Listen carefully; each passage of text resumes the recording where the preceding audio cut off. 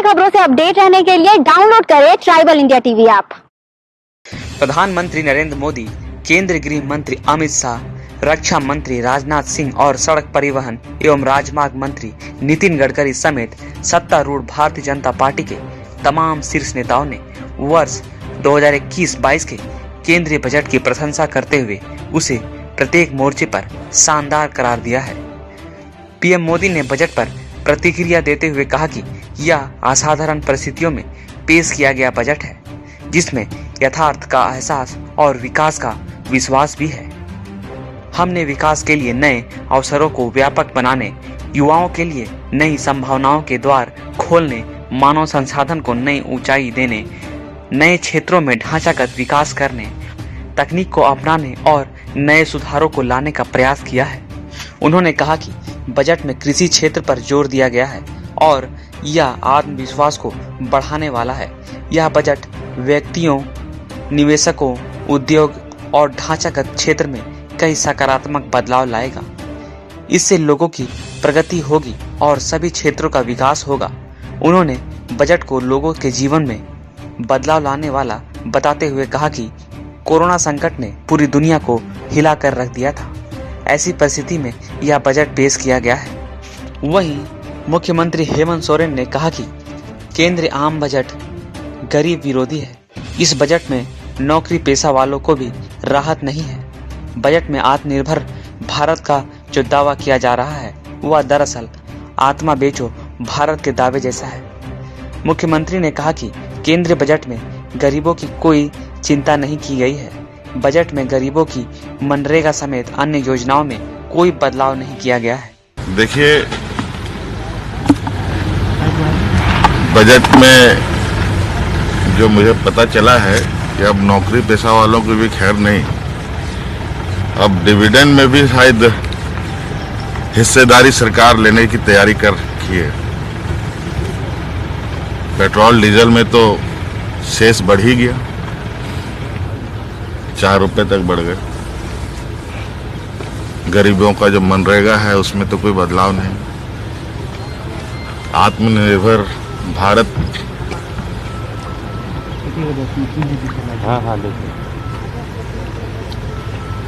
इतनी बार बोला गया है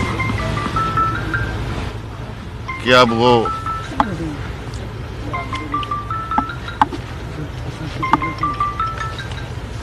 आत्म बेचो भारत सा हो गया है। भाजपा प्रदेश अध्यक्ष सह राज्यसभा सांसद दीपक प्रकाश ने कहा कि यह बजट आत्मनिर्भर भारत को मजबूत बनाने वाला है। वहीं भारत के सर्वांगीण विकास के मार्ग को भी प्रशस्त करने वाला बजट है। बजट देश के ऐतिहासिक बजट के रूप में जाना जाएगा।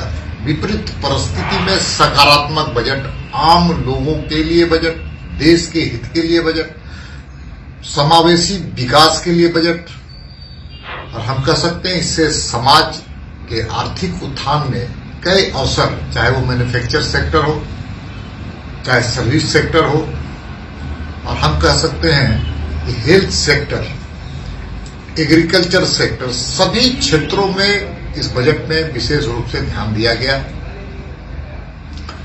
झारखंड के संदर्भ में इतना कहना चाहता हूं कि जहां पर आदिवासी बच्चे वो शिक्षा के साथ बुनियादी आवश्यकताओं को भी पूरा करने वाला ये बजट है। हमारे अनुसूचित जाति के बच्चों के लिए भी विशेष प्रावधान किए गए हैं। आदिवासी महिलाओं के लिए भी विशेष इसमें रोजगार के सृजन के प्रावधान किए गए हैं। स्टील इंडस्ट्री में कस्टम ड्यूटी कम करके एमएसएमई के जो हमारे सेक्टर हैं, लघु सूक्ष्म उद्योग करने वाले लोग, उनके लिए भी एक अवसर प्रदान किया। और हम सबको जानते हैं कि तांबा जो झारखंड की धरती में पैदा होती है, हाल के दिनों में उसकी हालत खराब थी।